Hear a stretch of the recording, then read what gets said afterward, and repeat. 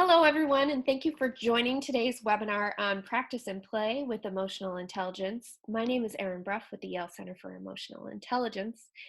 Today, I have the pleasure of introducing our presenters, Dr. Robin Stern, Dr. Jessica Hoffmann, and Kathryn Lee. Thank you, Erin. Welcome, everyone. Thanks for joining us in this webinar. I'm Robin Stern. I'm the Associate Director of the Yale Center for Emotional Intelligence and a psychoanalyst by training. What I especially love about doing this webinar with Jessica and Kathryn is that we are all playful, and working with playful people has been part of the joy of working at the Yale Center. So I'm glad to be here. And Jessica? Hi, everyone. Welcome. I'm Jessica Hoffmann. I'm the Director of High School Initiatives at the Center for Emotional Intelligence. And even though high school is in my title now, my research and practice began with young children studying play and creativity and how it helps them grow and develop. And play was also an important part of my childhood. After suffering a pretty significant trauma, I was in play therapy for quite a while and would say that that was part of what got me where I am today. Thank you so much. And Kathryn? So my name is Kathryn Lee, and I'm the Director of Ruler for Families at the Yale Center for Emotional Intelligence. And when I think about play, it really takes me back to all the years that I was a kindergarten teacher, which was such a playful atmosphere and filled me with delight. And I'm also the mom of a grown son, and he plays for a living. He plays jazz. Excellent. Well, ladies, without further ado, I'd love to hand it over to you to get started with our webinar today. So in this session, we will be doing all that you see here. We'll be exploring play, different kinds of activities that we can do together, how we as adults can foster a sense of playfulness, and explore opportunities to play more. So we're in a play group, and let's get started. So play, children are naturally playful, and that's part of what we love about them. And we're not really just talking about human children, but if you look at the animal world, I mean, I know I'm not the only one who's watching those puppy and kitty videos. When we think of animals that we love, like dolphins, they're all playful. And what we all need to remember is that children are learning through their play, just as young animals are learning through their play. It's a natural way of learning. And play, it's not just a list of fun projects, but it's a way of being. Um, it's a particular kind of stance in life, and we love those adults who retain that sense of playfulness and have a funny sense of humor and surprise us in the moment, maybe with something mischievous, and make us laugh. And so we think now, particularly when everybody is at home, it's a great time to remember how to bring that sense of playfulness into home, and may perhaps transform the moment with something playful, and just kind of switch up the emotional climate. So that's for both on the inside of ourselves and in our homes. So how do you play? We're curious to know what kinds of things bring you into that kind of particular place of feeling playful. All right, so looking at our responses from our attendees, it looks like people are doing puzzles, cooking with their kids, listening to music, casting it all around the house, having dance parties, taking joy in exercise, board games, and playing with their animals. Great. Well, those are all really fabulous answers, and I hope that everyone's having fun doing those many activities. We wanted to hear how you play first, and then back up a little bit and make sure we're all talking about the same definition of play. So play has many different forms that it takes, and I have just a few of them listed here, and I hope that as we go through this next section, you'll recognize many of these in yourself, in your kids, and your students. And realize that you've been playing in many ways that maybe you didn't even realize were called play. So the first is functional play, and even very small children, a year, 18 months, will do things like stacking blocks or brushing a doll's hair or pushing their car along on the floor, their little toy car. There's also what we call rough and tumble play, wrestling, sword fighting, running around the yard, climbing trees, all those sorts of things. Then we have games with rules. I've listed here some board games like Candyland and Chutes and Ladders, which are fun to play, right? And also we're working on skills like turn taking, sharing, how to lose and be a good loser, how to win and be a good winner. Um, but games with rules also is where sports would go, playing soccer, playing football, playing field hockey, and also is where many video games fit for our older children.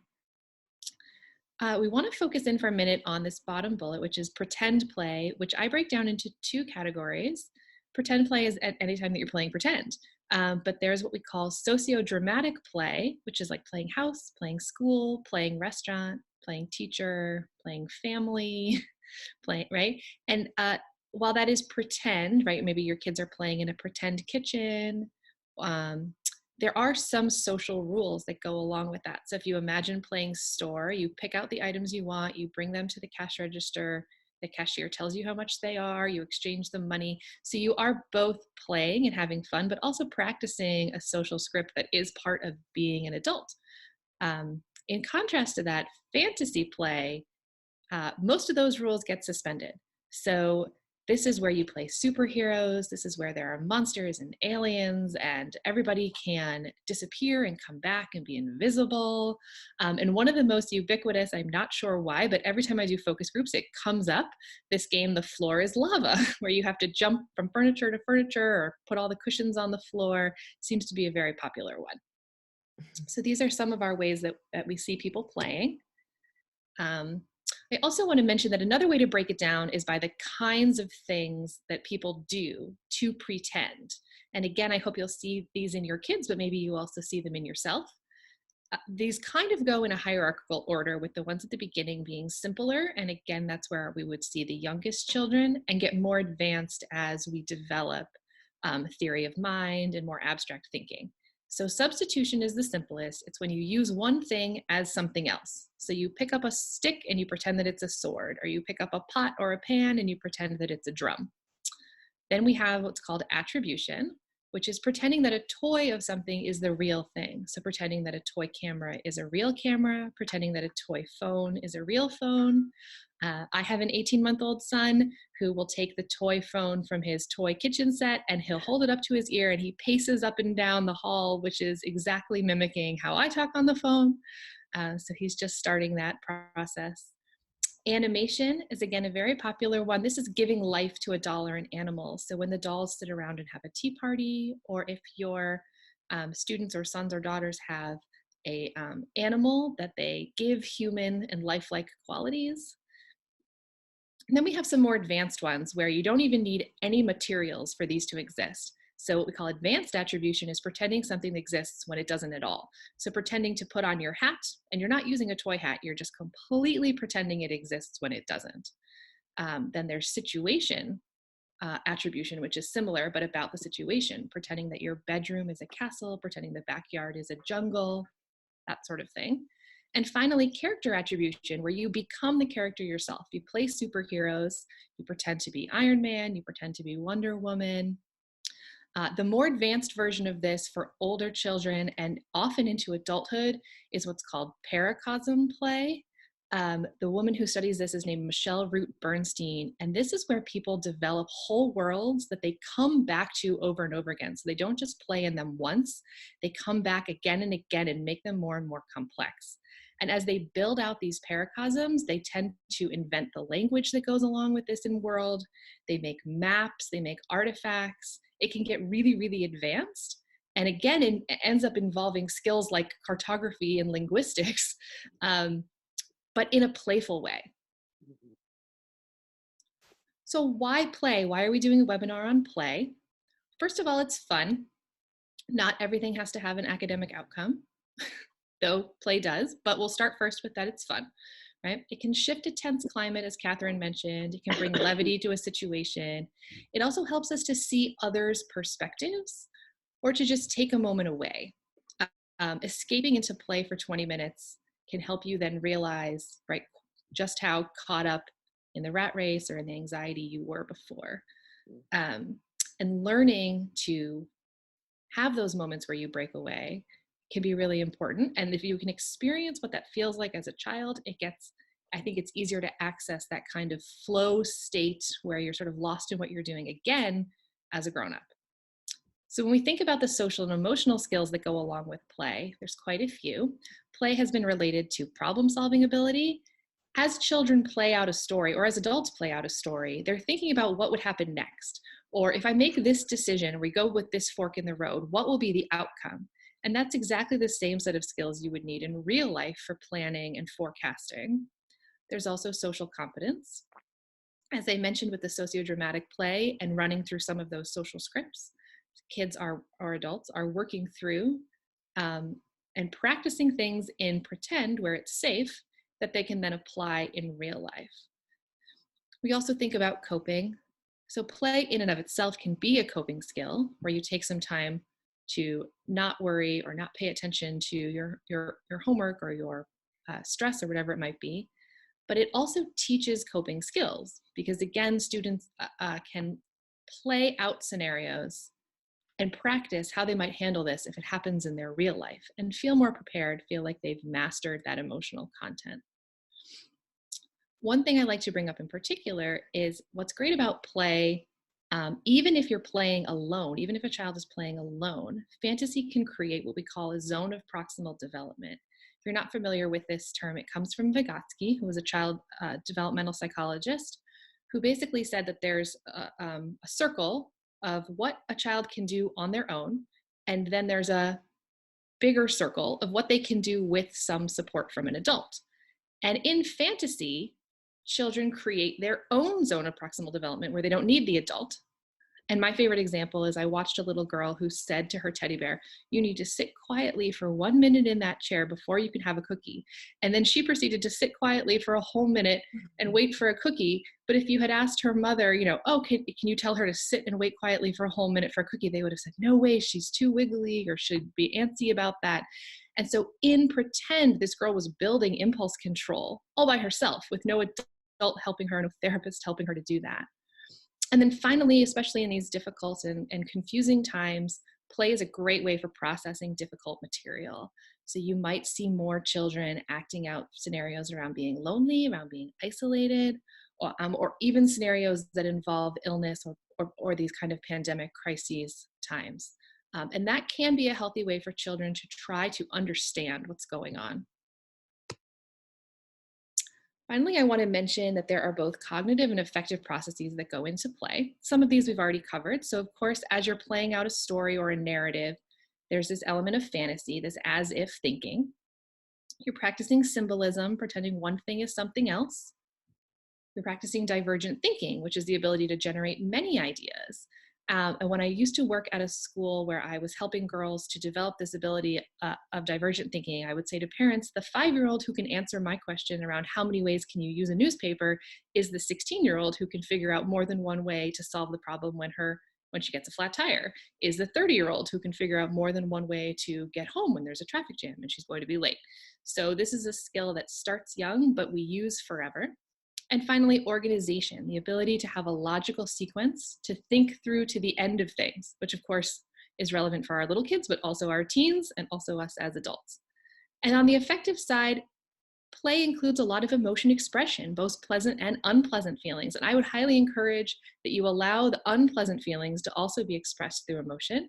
There's quite a bit of research that even in preschoolers, the students who were more aggressive in their play, dinosaurs that were eating other people and right, this kind of thing, those students were actually the best behaved in the classroom as rated by their teachers. So expressing unpleasant emotions and aggressive fantasies through play can actually be quite cathartic for people as opposed to practice for real life.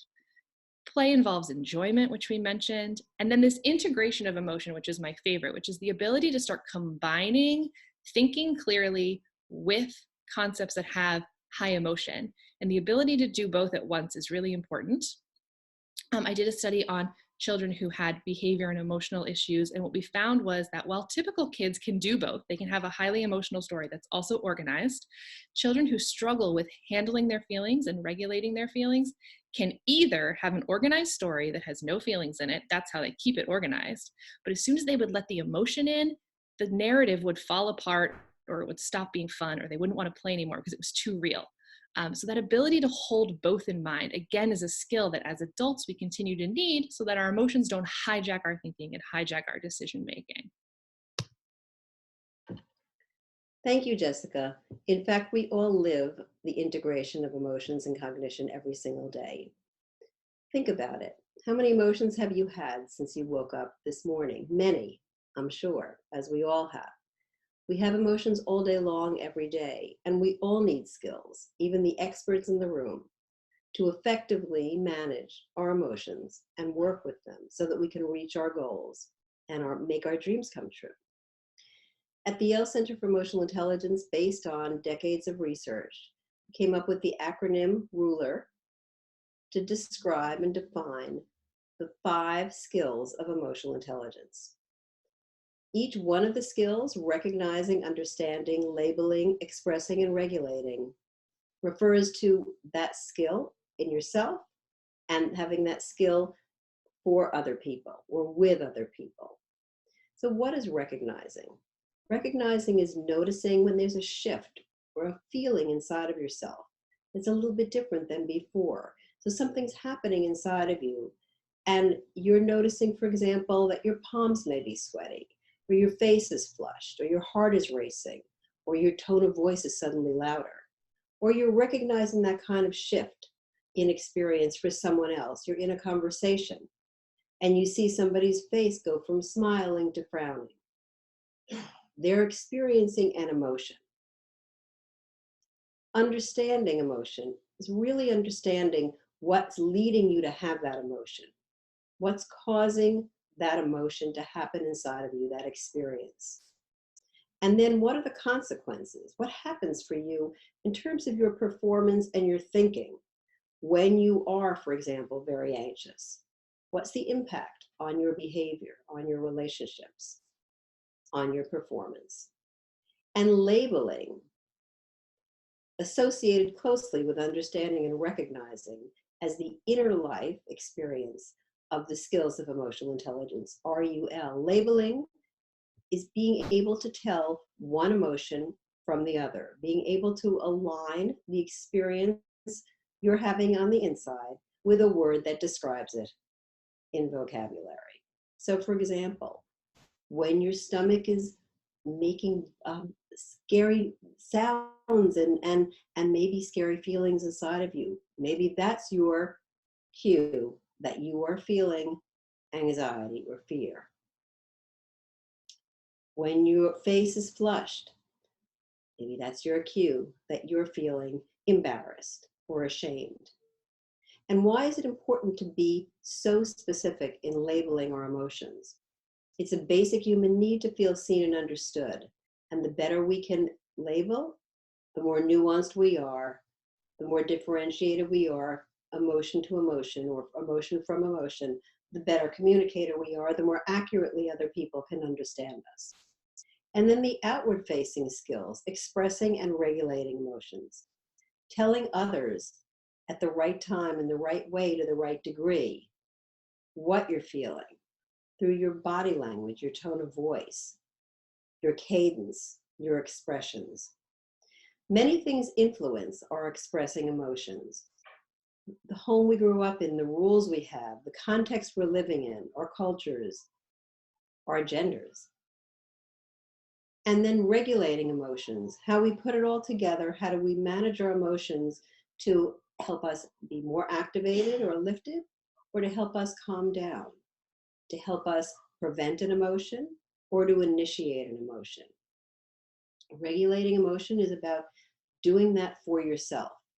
Co-regulation is about regulating emotions with someone else, using your presence, your tone of voice, your body language to help other people either lift or calm down their emotions. Recognizing, understanding, labeling, expressing, and regulating the skills of emotional intelligence. Think for a minute now, if you will, and let us know in the chat room how those emotions, how those skills show up in play. So just looking at some of the responses from our participants, they're seeing the skills show up with perspective taking, empathy and compassion, understanding the feelings of the people that they're playing with, expressing the feelings, and we're seeing a lot of answers that all of them show up in play, all of the roller skills. Thanks, everybody. So we're going through a time right now that is full of emotions. A great opportunity for us to be able to apply different skills and to help us regulate, to signal us that we need to regulate some of the emotions we're having. Many of us are feeling anxious, stressed out due to the uncertainty and the not knowing what's going on and when it will end and when we'll return to whatever the new normal will be. Many of us, while we're feeling that, are also feeling the joy of having time with our family or the relaxation of not having to commute. Many of us are finding things about our spouses and our family members to relate to that we haven't had before, and that's bringing us quite a bit of pleasure. Many of us are anxious about the economy or our jobs. Many of us are taking the opportunity to rethink what we want to do when this time is past. But no matter what your response is to the current situation, your daily response is yours for the choosing. So what we're hearing from a lot of people is that scheduling helps a lot in regulating emotions, in structuring the day so that people feel more comfortable, for those people who feel comfortable with structure. So here's an example of a schedule on one side of the screen where play is integrated with those moments of learning, and there are even moments of learning in play, like cooking and baking. Outdoor play, indoor play, color-coded for ease of reading. That's something you might like. And then on the next slide, we're looking at a list on the right-hand side, my right-hand side, that says my homeschooling schedule.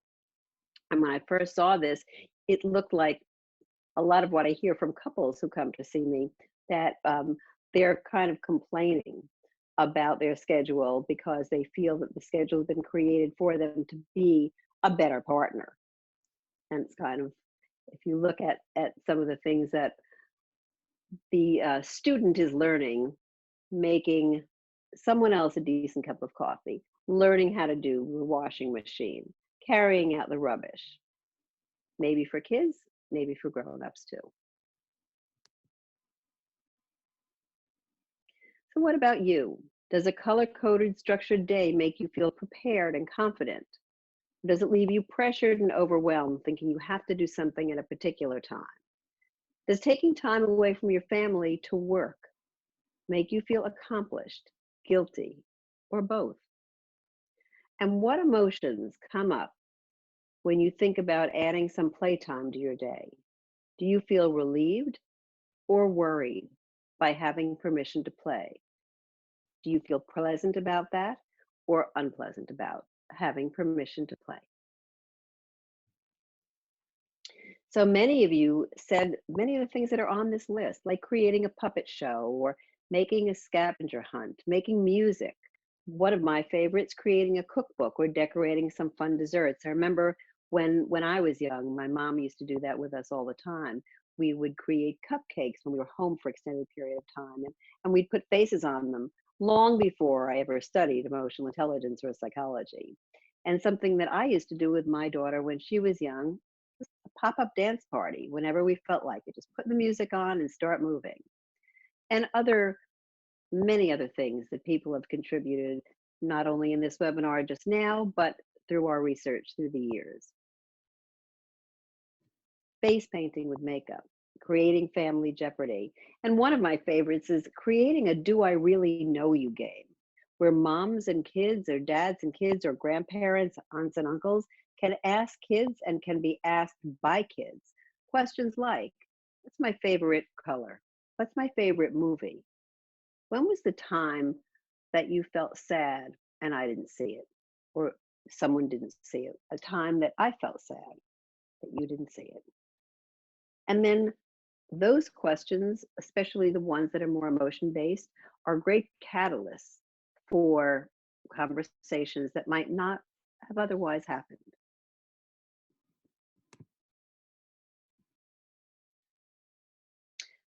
And when we talk about free play, any of the above list, we mean it's free. You don't need much to play together. Simple toys are often better for imagination. Don't need to run to the store to get a bunch of new things. What you have in the house, whether they're pots and pans or toys, will leave you room to grow your imagination. I remember several retreats I was on as a psychologist. We would just throw toys in the middle of the room. And it turns out that the fewer toys that are there, the more creative people got with their fantasy life. Thank you, Robin. That's exactly what I have found as well. In my dissertation, I ran play groups for groups of elementary school students, 4 people at a time. And we did these twice a week for 8 weeks. And over the course of the sessions, I started removing more and more of the toys from the table so that we had less and less to work with. And we just saw the imagination and fantasy go through the roof. So there's a kind of a misconception sometimes that you need a lot of dolls or a lot of something in order to play, but really you can do with very little. And actually, I think the richness increases as you rely on your own imagination and not the materials in front of you. Related to that, we want to shift for a moment to think through some ways that adults can help their students or their children to be more playful. And the first is to remember that play is about choice. So it's not fun if it's something that's assigned. So while we find that scheduling a chunk of time for play can be useful, remember that if it feels like a prescription or something that's forced, it won't be true play, it won't be fun. My older son, who's about to be 5, he loves to play in the sink, play with the bubbles and wash the dishes, but only when it's initiated by him, right? If I made it a chore, then it wouldn't be fun anymore. And also to remember that play is often the most fun when it's just a little bit bad. So sometimes you have to suspend a few rules, make a mess, jump on the bed, pick up those sticks that normally you would think were too dangerous. If it's too mundane or tame, then it's not fun. And obviously, if it's too far in the other direction and dangerous, then it's not play. But somewhere right in the middle is the zone where people find the most enjoyment. This is also true, I think, with the video games that people choose, the books that people choose to read, how challenging of a recipe they choose to create, right? If it were something you've made 100 times, it stops being fun. There has to be a little risk that you might mess it up or burn it or it'll be horrible. Otherwise, where's the enjoyment and the challenge? So when we think about helping children play, I think some people don't know where to start. So we want to say that really it's about setting a tone. As Kathryn mentioned, it's this stance. Anything can be fun. You can find little tiny moments of playfulness in the day. It's about creating that safe space, giving people permission to feel a range of feelings and to act out a range of behaviors. I'll reassure you that children can, and obviously adults, but even young children can tell the difference between when they're playing and real life.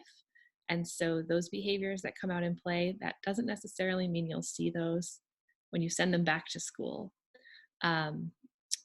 If not initiated by your child, then bring your child into your favorite way to play. This is a great opportunity to teach them the guitar or the piano, or show them that you love drawing, any of the above. One that was really important for me when I started working with children and trying to help improve their play skills was knowing that the research shows that watching attentively and being interested is the most effective strategy for facilitating a child's play. So I think adults tend to ask a lot of questions or say, oh, what are you doing now? Or, oh, what might happen next? Oh, what could we use to pretend that we have a hat or a backpack? And really what you're doing is interrupting their flow state. Some of that is good, right? And you want to be involved. But sometimes it's better to just hang back and watch, and the child will feel seen and like you're interested in what they're doing, without too much breaking it up. So the other thing we want to mention is we want to provide you with some story stems. If you and your child aren't really sure where to get started and you want some ideas, we've got a list here for you. And of course, we're the Center for Emotional Intelligence, so all these stories have feelings in them. Stories are better and more interesting if they have feelings. Right? A good story has a beginning, a middle, and an end, but it also has a roller coaster of emotions. So here's a few that we like. Making up a happy story about a birthday party, an exciting story about a trip to the moon, a scary story about a city underwater. And then all the way at the bottom, of course, you could always just make up a story about someone who's feeling, fill in the blank, brave, jealous, lonely, silly, any feeling you want to cover. So we hope that those will be helpful to you.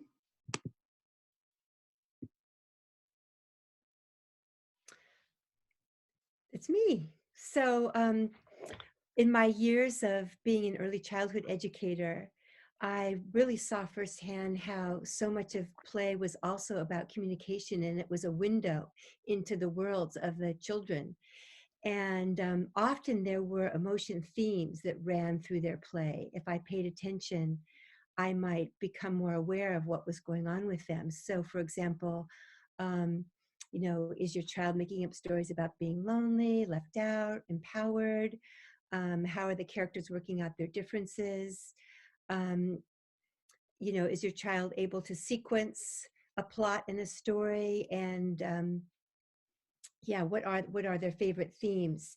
And so um, I think that when you pay attention to that, you just have a much better sense of really your child's inner life and how then you can relate to them even outside of that play.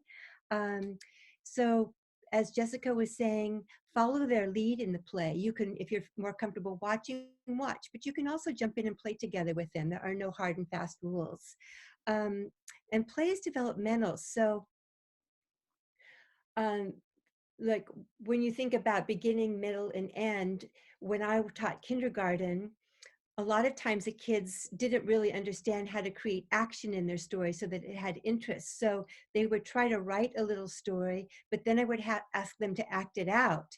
And then when they acted it out, they'd realize nothing was really happening. And so that actually helped them develop themselves, as writers and as people able to realize that there are social and emotional dynamics that are going on all the time that is a part of what makes life interesting.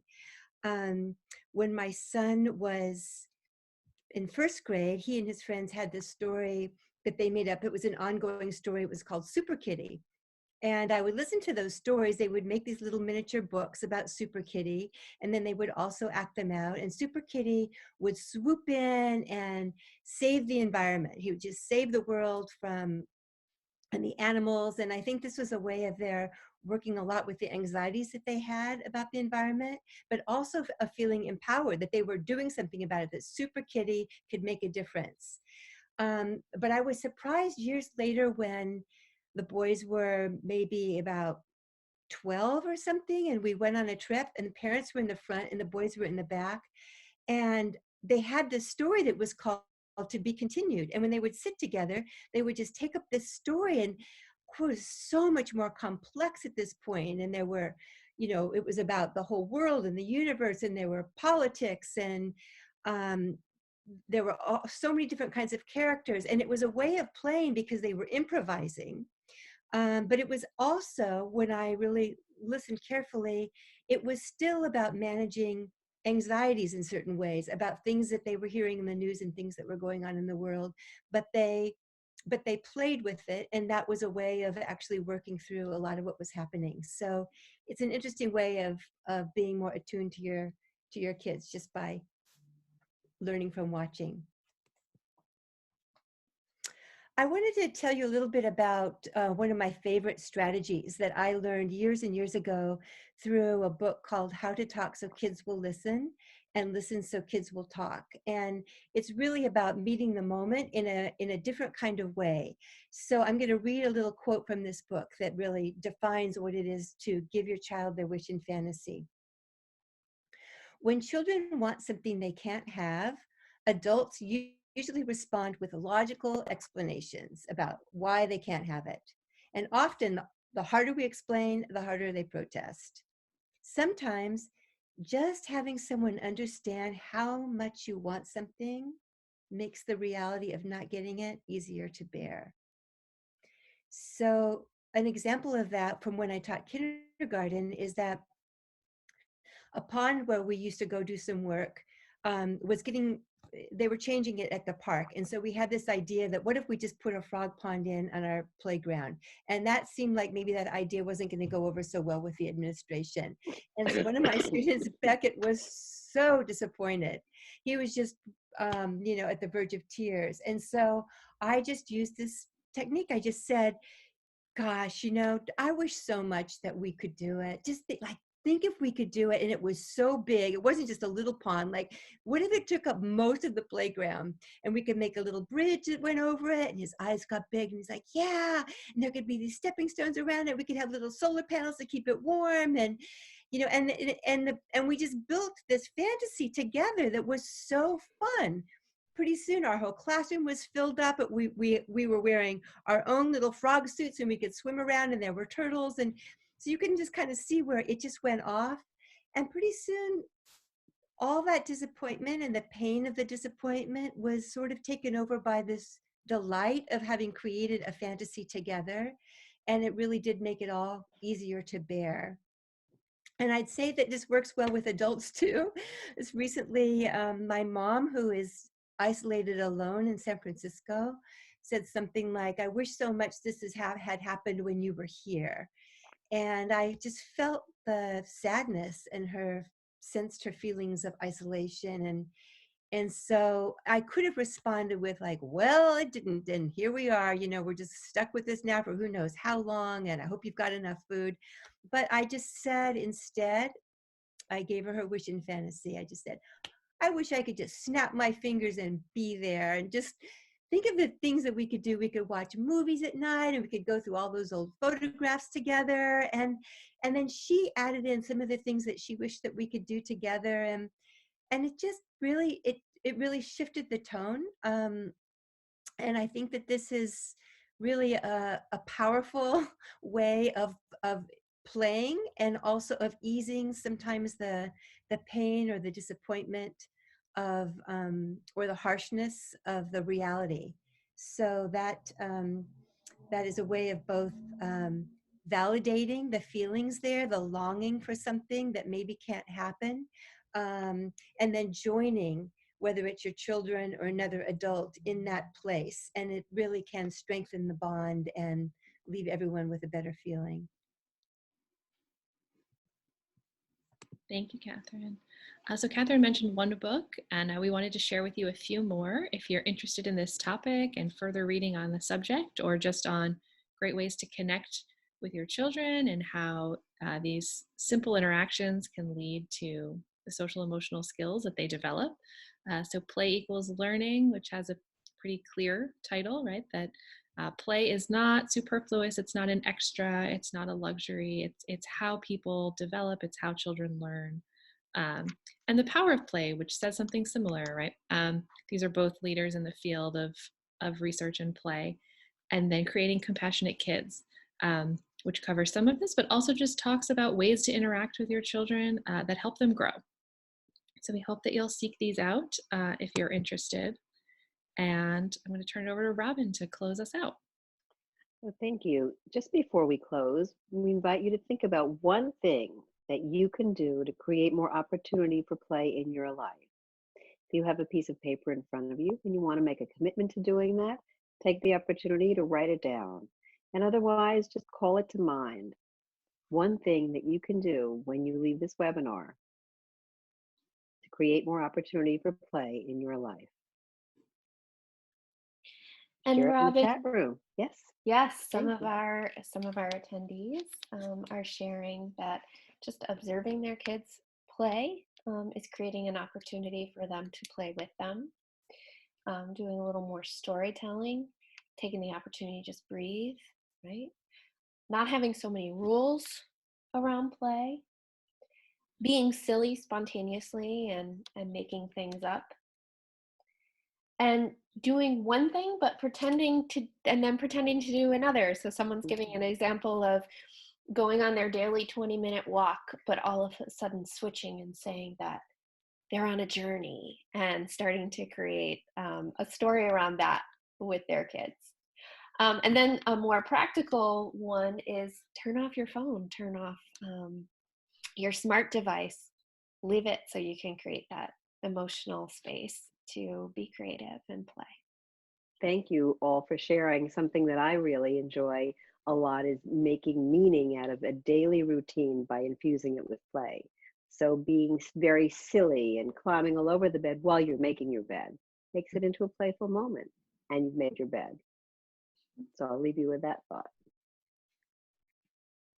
Any questions, feel free to email us at the emails on your screen, and we will get back to you with answers or refer you to a source if we don't have the answers ourselves. We really appreciate your watching and being with us today. Thank you. Thank you. Thank you.